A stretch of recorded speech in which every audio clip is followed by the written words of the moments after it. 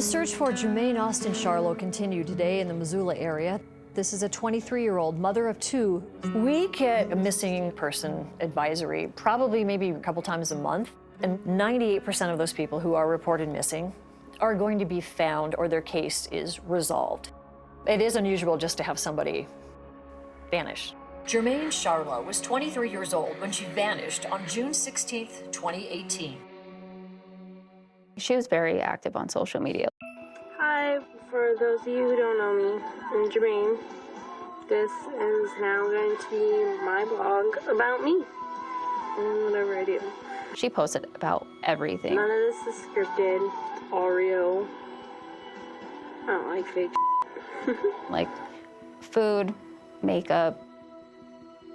This is what I'm doing, this is where I'm going. I'll have a better vlog tomorrow because I'm going grocery shopping. So like for her to not be active on social media, then I knew something was not right. So in the evening of June 15, 2018, Germaine was downtown Missoula socializing at some bars, and she was last known to be alive in the alley behind one of the bars. Charlo is a Native American woman. She's 5'8" and weighs 130 pounds. She was last wearing blue jeans. We started thinking about, okay, did she make it back on the reservation? Did she not make it back on the reservation? The reservation itself is 1.319 million acres. It's mountainous. There's numerous rivers. There's numerous predators. And every hour, day, minute, that search area expands. I think there's always that hope that she's out there somewhere. You didn't know Germaine. I didn't know Germaine. I dream about her, I think about her. But what does she represent to you? She definitely represents our people. This is one of many cases in Montana. I know how to take pictures, and visual representation of any issue is huge. That red hand, you can't not see. It shouts out, we're not gonna take this anymore. Germaine has become the Western Montana face of missing and murdered Indigenous people. And now we're to the point where it's the first anniversary, it's the second, the third. And you've been living in limbo for 6 years. Yeah, I miss her. I'm never gonna say, oh, you know what, I'm gonna stop searching for her. She's out there somewhere, but where? What do you need to solve this case? I feel like I got this puzzle in front of me, but I don't have all the pieces on the table quite yet. One or two pieces could break the case. Someone out there knows, Someone out there knows what happened to Germaine Charlo. and they're just not talking. Come forward. We know you're there. Be brave.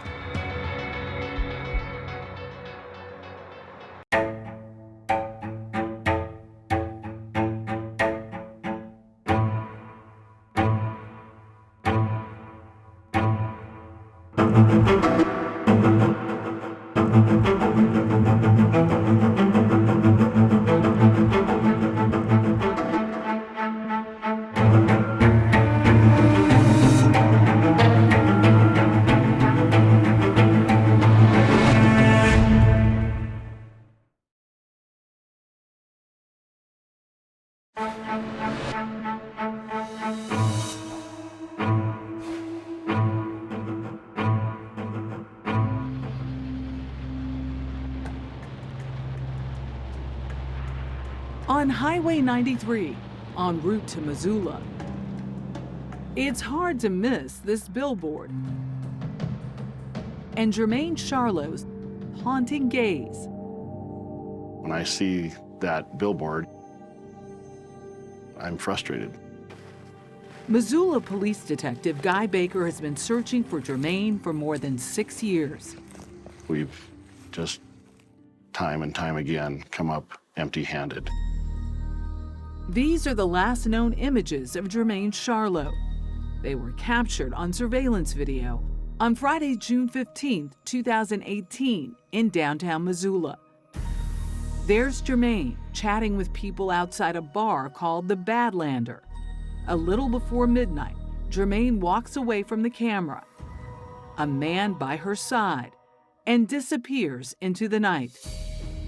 6 years later, with no arrests and no publicly named suspect, police released the video to 48 hours, hoping to generate leads.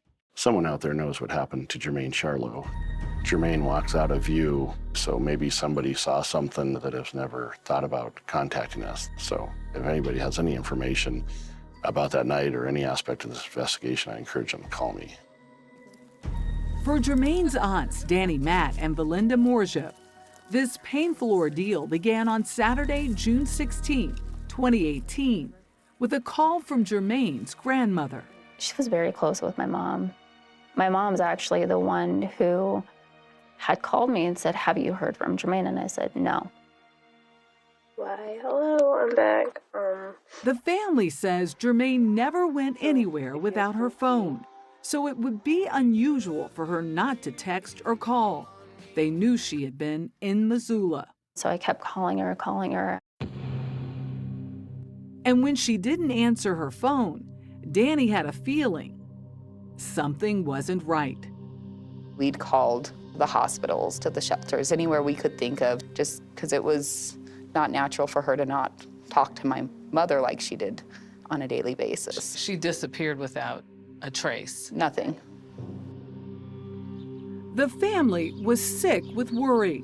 No one had heard from her, and she had not returned to her home on the Flathead Reservation, about 40 miles from Missoula. On Monday, June 18th, 48 hours after Germaine was last seen, Belinda contacted authorities for help. Because she went missing out of Missoula, I had called Missoula Police Department to let them know she had gone missing. There was like no sense of, let's make sure that we check all the boxes and make sure that we've done everything that we can to make sure she's safe. The family also contacted the Flathead Reservation Police. We try to get as much information out there as we can, try to get flyers, pictures, whatever we can do out there. Police Chief Craig Couture. As the days go on, people start thinking, hold on, maybe there is more to this than just she's gone. Then, on June 20th, 4 days after Germaine disappeared, Belinda made the drive from the Flathead Reservation to the Missoula Police Department, officially filed a missing persons report, and met with a detective assigned to Germaine's case. He did his due diligence and he checked the hospitals and the homeless shelters. I was told that she was not in immediate danger.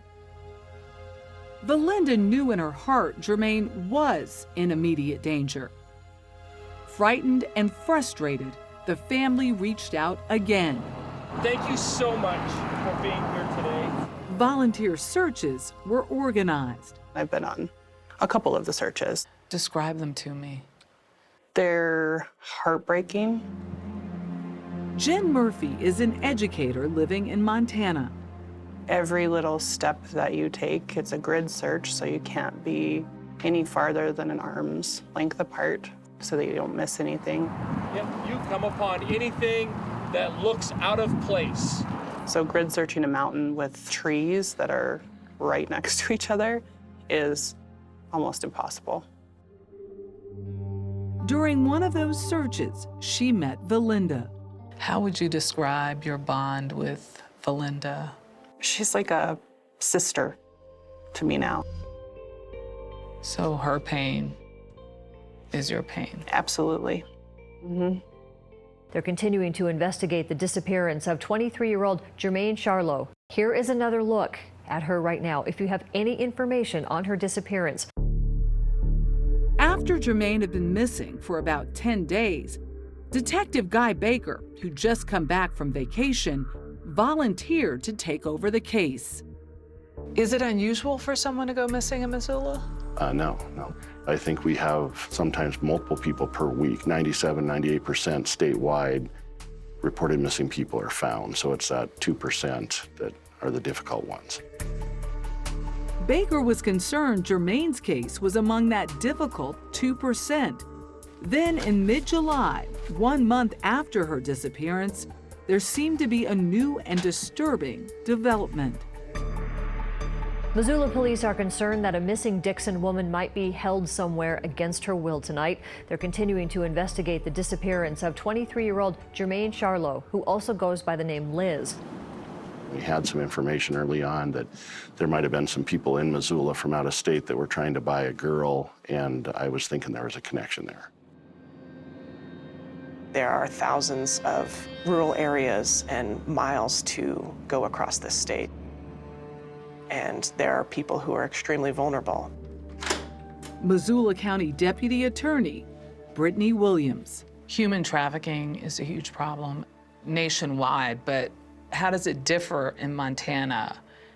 I would say it differs from a lack of knowledge. I think people have an idea that Montana is rural and undeveloped, and we don't have major crimes that occur here. But the fact of the matter is we have one of the largest interstates that runs through our state, right here through Missoula, Montana. There are people who can be swept away in an instant, and because of lack of GPS or cell towers, you might never hear from that person again. In a matter of minutes, they could be gone. And they could be trafficked to another state, potentially another country. If Germaine Charlo was a victim of trafficking, could law enforcement find her?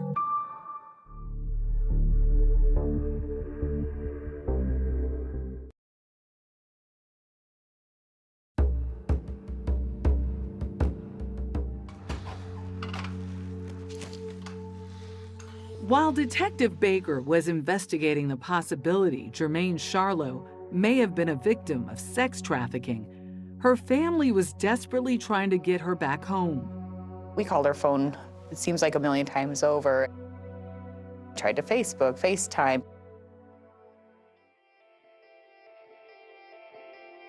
Even from the time she was a little kid, she had like the best personality.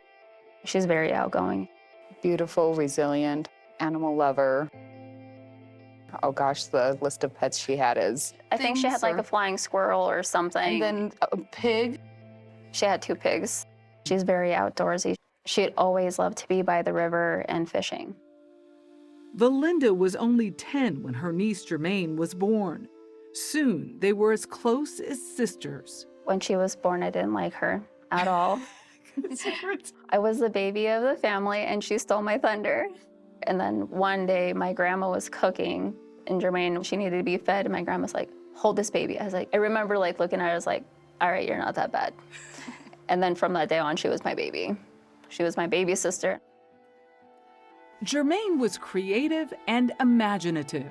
She was an amazing artist. Her dream was to attend the Institute of American Indian Arts in New Mexico. On her YouTube channel, she was like using fingernail polish to make an octopus. She would like crochet grocery bags to try to save the environment. That girl could do anything she set her mind to, I swear. She was so smart and so talented. She grew up on the Flathead Reservation. Got the confluence of the Flathead and Jocko rivers. You've got the Bison Range right next to you, and mountains, you know, as far as you can see. A really strong sense of community. And Germaine Charlo's roots run deep on this reservation. She's a member of the Confederated, Salish, and Kootenai tribes, and a descendant of Chief Charlo, known for his peaceful resistance during the 1870s, when the tribe was forced to move from their ancestral land in Montana's Bitterroot Valley to the Flathead Reservation. We are on tribal land. Yes. Yeah. Germaine lived in this orange house over here. Germaine was balancing life while co-parenting her 2 young sons, Jacob and Thomas. Her relationship with their father was strained. Oh, she was a great mother. Her world evolved around those boys. She wanted to teach them all about fishing and hunting, take them to the fair, try to give them the best life she knew how. Germaine had been working at the Big River Cantina on the Flathead Reservation. She was hoping to find work as a seasonal firefighter and had an interview scheduled, but she didn't show up. Is she the first Native woman to disappear from the Flathead Reservation? No. Missoula County Deputy Attorney Brittany Williams knows it all too well. In Montana, Indigenous persons make up only about 6% of the population, but 24% of the state's active missing persons cases. Would you consider it to be an epidemic? I would, yes. And is there any indication why? I think that that's a very complex question. There's a lot of history there. I think there's just so many different factors that go into each missing person, from domestic violence to human trafficking to poverty to homelessness. As law enforcement began digging deeper into Germaine Charlot's disappearance, they would rule out the possibility the 23-year-old mother of two had been a victim of trafficking. That was initially an avenue of investigation. Ultimately, I don't believe that she was trafficked. Why? I think that we have enough evidence through this investigation that lends itself to believe something else has happened to her. Germaine posted this TikTok video, lip-syncing lines from a TV show. Together? Yeah. The day she disappeared. It's the same image seen in her missing poster billboard. She's wearing the same clothes in the surveillance video. Detective Baker discovered the video early in his investigation, and he shared excerpts of it with us. He told us that the man standing behind Germaine was Michael DeFrance, Germaine's ex, and the father of their two children. He agreed to speak with police without a lawyer. You believe Michael DeFrance was the last person to see Germaine Charlo? That's what the investigation has determined, and he told us that. According to police, sometime around midnight, Michael and Germaine walked away and got in his 2011 brown Dodge truck. He said that they left the downtown area and that he dropped her off, and that ended their night together. According to law enforcement, Michael DeFrance stated he dropped Germaine off at the Orange Street Food Farm. Michael DeFrance did this because Germaine stated that her friend Cassidy lived nearby, and Germaine was going to spend the night there. Michael DeFrance dropped Germaine off at approximately 0100 hours. Police didn't find a Cassidy, but they learned Germaine had been visiting Missoula regularly because she was dating a man named Jacob who lived in that neighborhood. They had met on a dating app, and they weren't together for very long, but it seemed like they had a very strong connection, and he was just totally infatuated with her. Authorities say Jacob was out of town, miles away in another state. Belinda says he and Germaine were texting each other that night before she disappeared. Her plan, according to her message to him, was that she was going to go back to his place that night because he was out of town. According to law enforcement, when Jacob attempted to call Germaine shortly before 1 a.m. on June 16th, he thought it was strange because the phone rang several times before it went to voicemail. Jacob felt that somebody purposely ended the call. And this particular call that was made to her has been shown through the carrier to have been silenced by someone. Jacob also told police that the day before she disappeared, Germaine told Jacob that Michael had been yelling at her, asking if she was dating anyone, and wanted to get back together with her. Police say Jacob cooperated with the investigation and was never considered a suspect. It's unsettling to see Germaine Charlo socializing that night, and Michael DeFrance, the last known person to see her alive, and not know what they were talking about or what may have been going on between them. Michael DeFrance has not been named as a suspect in Germaine's disappearance. We showed the surveillance video to Valinda and Danny. They're seeing it for the first time. There she is. For her to be walking in front of him, it seems like he keeps trying to catch up to her. They sensed Germaine was sending a message about Michael DeFrance. And she's, we gotta go our separate ways.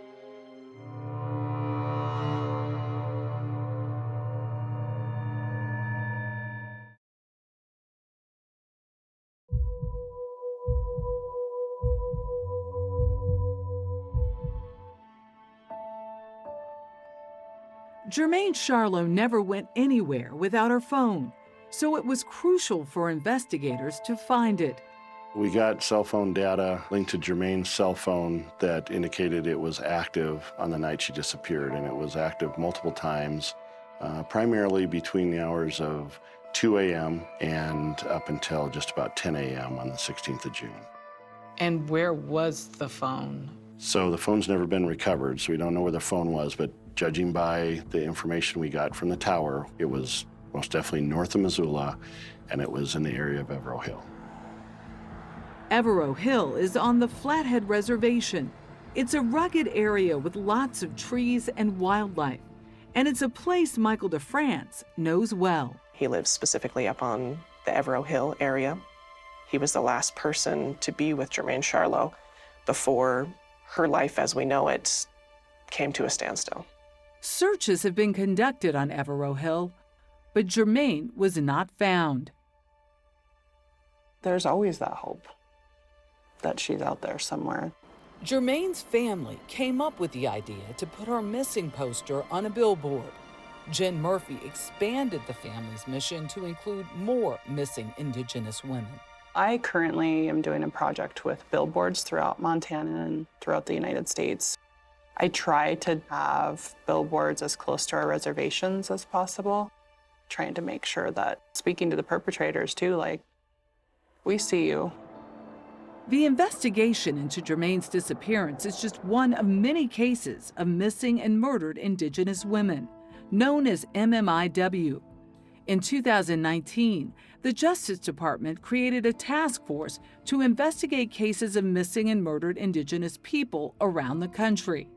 Social media has helped to ignite the movement. And this is the case of Germaine Charlo. At the 2024 Emmy Awards, Reservation Dogs actor and nominee DeFaro Wunatai was on the red carpet. Yeah, this is representing, this is red palm print representing missing and murdered Indigenous women. Bringing attention to the crisis. I feel like we're all of the human race and should be looked for the same. It's not like we're asking for special treatment, we're just asking for the same treatment.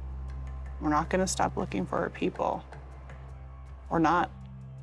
Our lives matter. As a photographer, Jen Murphy is using her lens to open the aperture to the MMIW crisis.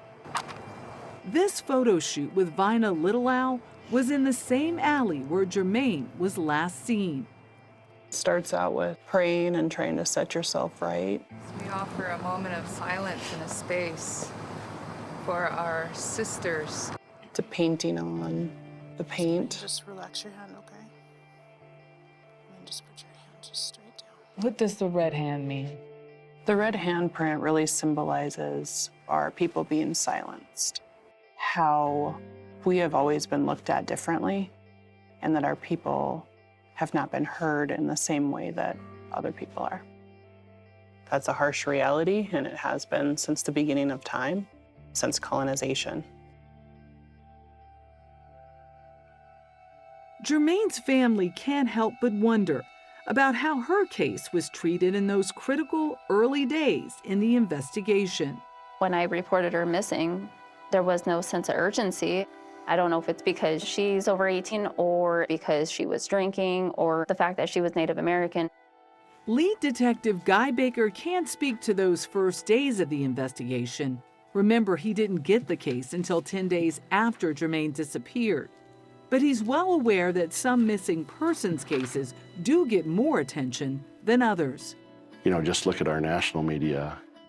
Gabby Petito goes missing, and look at the national exposure she got for a week or two for a Caucasian female, and how many missing Native American females went missing in that same time period and got nothing. So I've made a concerted effort to keep Germaine relevant. It's Baker's hope that by releasing the surveillance video to 48 hours, he'll gain new leads. For Valinda and Danny, do you see her? Yeah. It's being social. Silly, being herself. It's the last glimpse of Germaine's life the night she disappeared. Germaine, her bubbly self, it's beautiful just to see her. Hurts at the same time, but so full of life. Then they zero in on the man standing behind Germaine. Here. Yep. Michael DeFrance. introduces him. Then he's got his arms crossed, like, and rolls up his sleeves, like, trying to intimidate whoever the dude is that she's talking to. Does it tell you anything? It kind of shows me his demeanor that night. Looks like he's in a rush to leave and that he's annoyed that her attention isn't focused on him. Danny was surprised and relieved to see there were other people, potential witnesses, in the alley that night. There's a lot of people, which reassures me that somebody knows something, somebody's seen her, somebody's got to know what that conversation was. Detective Baker says he spoke with several of the people seen on the video, but because this investigation is still active, he wouldn't say much about what he learned. I'm hoping that maybe by chance somebody saw them and just has no idea that she's been missing and says something, and that is just like the small missing piece that we need. Authorities needed a break in Germaine's case. To learn more about her life, they would take a closer look at her past, and they would discover her relationship with Michael DeFrance wasn't just strained, it had been dangerous.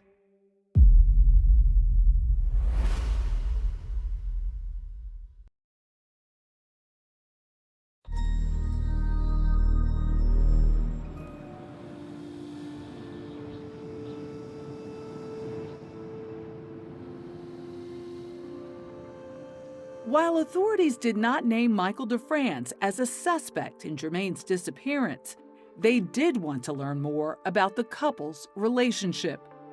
They started at the beginning. Germaine Charlo was 14 when she met 16-year-old Michael DeFrance in 2010, when his family moved in across the street. They both enjoyed fishing on the river and taking long walks. The teens were practically inseparable. But there were red flags. I don't remember why I had her phone, but like I had found some explicit photos of her on her phone. Like, I had mentioned to Michael, I was like, she was never like this before. Like, this is not okay. This is not something that you guys should be sharing at your age. What was his reaction? He didn't really say much. Despite family disapproval, Germaine continued to see Michael DeFrance. Then in April 2013, just 2 weeks shy of Germaine's 18th birthday, Valinda got a harrowing call. There was an incident where she had called me and said, "Auntie, I need you down here. Michael hit me." According to court documents, Michael DeFrance, who was 19, admitted he assaulted Germaine. On 4/14/2013 in Sanders County, I caused bodily injury to my girlfriend. The documents also state how he hurt Germaine. The defendant made the following admissions: that he hit her 3 times, that he used his fist. It was hard to hear that and see her go through that and the emotional phone calls and the conversations that followed. She was a kid. DeFrance pled guilty to partner family member assault. He wouldn't serve any jail time, but he would be prohibited from possessing firearms. Despite the violence, Germaine and Michael DeFrance remained together. Germaine's family says she was staying with DeFrance in a camper on his parents' property. A few months later, Michael DeFrance left town to work as a seasonal firefighter. I'm home alone for 2 more weeks, so everyday vlog will probably be only me until my boyfriend/fiance gets home from work. Germaine, alone, lonely, and living in a camper, began sharing her world on YouTube. I usually don't do much. I'm just supposed to be a housewife. She was very good about hiding pain and try to pretend like everything was okay. Soon, they were young parents raising their 2 boys. But Valinda says the violence continued. Multiple times of getting phone calls and going down to make sure she was okay, and it was hard for us to watch her go back, but that's what happens to a lot of women who are victims of domestic violence. They'd break up and make up and break up and make up. According to Danny, the couple eventually broke up for good in 2017. Michael still wanted Germaine to do as Michael said, and so when Germaine started to create a life without him, it seems like things got worse for her. She was the mother of his kids and had to kind of walk on eggshells around what Michael wanted or how, he pictured her or wanted her to be as a mom. In early 2018, just months before her disappearance, Germaine and Michael had a heated custody battle over the boys. According to her family, Germaine had limited resources. Michael DeFrance, it seemed, had more. He had an attorney. She didn't have an attorney. Germaine was working hard to find stability with work. A judge decided the kids would live with their father, and she would have visitation rights. The parenting plan says her family was stressful for Germaine. Shayla Russell noticed a change in her cousin's behavior. Michael had the boys, and so she was lonely and scared for her safety. She was scared for her safety. Yeah, she would talk about having nightmares or being scared to be alone. 48 Hours requested an interview through DeFrance's attorney. He declined our request. In their effort to find Germaine, authorities secured numerous search warrants, including at least 2 on Michael DeFrance's property. But because this is an active investigation, many of the search warrants have been sealed. Dozens of searches for Germaine over the last 6 years. There have been canine searches, canines who are trained to detect bodies.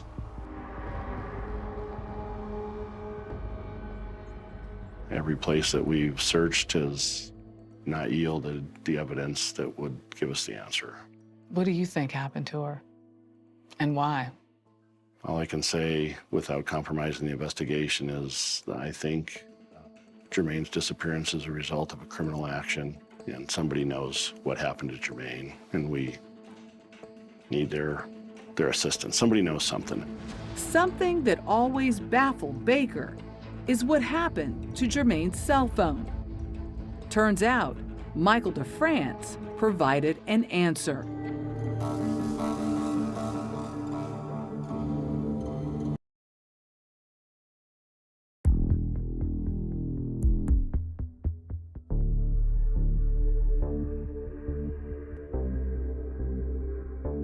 Evero Hill is the last known area where Germaine's cell phone was active. According to investigators, it was pinging between 2 and 10 a.m. the morning after she was last seen. It's a very heavily forested area, lots of different wildlife, and then one sole highway that runs through the top of Evero Hill. It's the area where Germaine's ex, Michael DeFrance, was living. In his initial statement to police, he said that he dropped Germaine off in Missoula around 1 a.m. and that she had her phone with her. So why was it active on Evero Hill, roughly 14 miles north of Missoula, hours later? DeFrance changed his story and said her phone was with him. In a subsequent interview, he provided a statement that she left her cell phone and he attempted to go through her cell phone, and he was unable to get into her cell phone. What he said he did next surprised Detective Guy Baker. DeFrance admitted that 2 days after he last saw Germaine, he threw her phone away. So Mr. DeFrance had told us during one of his interviews that he discarded Germaine's cell phone in Idaho. Michael DeFrance, then working as a truck driver, told authorities he disposed of Germaine's phone in Idaho at mile marker 94 on Highway 12. Law enforcement searched the area, but never found the phone. I have to ask, why would he get rid of her cell phone? What explanation did he have? You can't tell me. Can't tell you. Is that unusual? That someone would, one, admit to having a missing person's cell phone, and then two, that they would dispense with it. Yeah. Why would you get rid of a cell phone if someone was around to give the phone back to him? Why would he have her phone? Why would he destroy it, throw it out at mile marker, what the hell ever? I don't understand. I wouldn't say Michael DeFrance is not a person of interest. I would say that I'm not at liberty to say who is or who is not a person of interest. No suspects have been named in connection with Germaine's disappearance. Police are now considering the case a no-body homicide.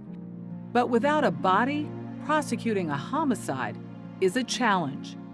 I think it's important for everyone to know that you only get one bite at the apple here, only one shot.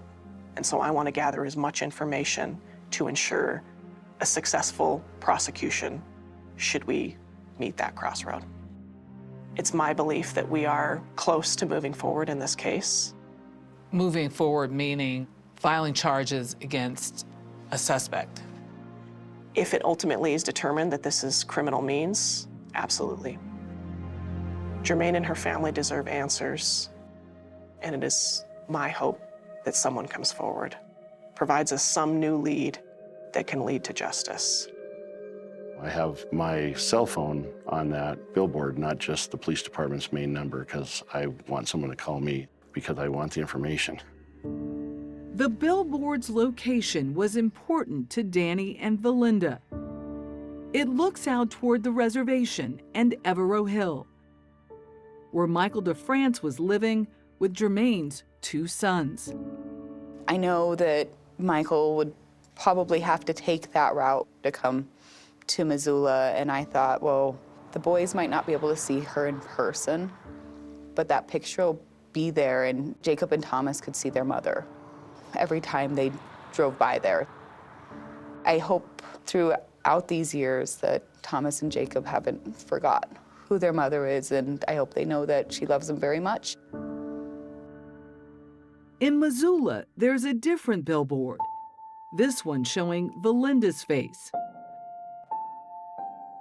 Her photo stands as a stark reminder of the ongoing crisis of missing and murdered Indigenous women. It took me a long time to do that photo shoot because I don't want people thinking that, like, I want attention on myself. It's not about me. It's about Germaine. We will no longer be silent about our women going missing. We have to fight for justice for our loved ones. Do you still plan on searching for Germaine? Always. I don't care how long it takes. I'm never gonna give up on her. I don't care if I have to search until I'm 80 years old.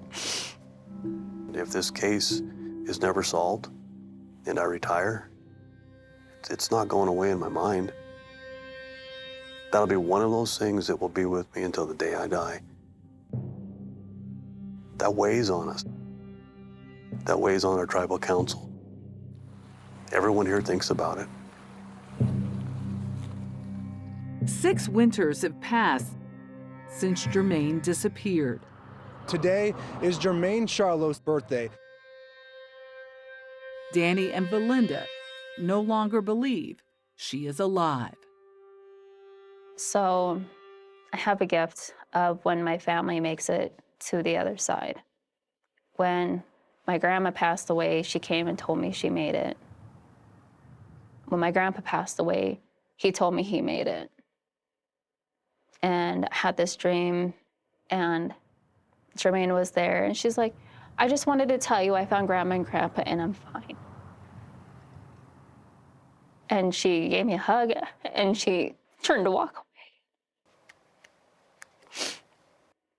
And I said, Germaine, and she goes, what? I was like, where's your body? And she looked me dead in the eyes. She said, it's in Evero. She's like, I love you, but I have to go.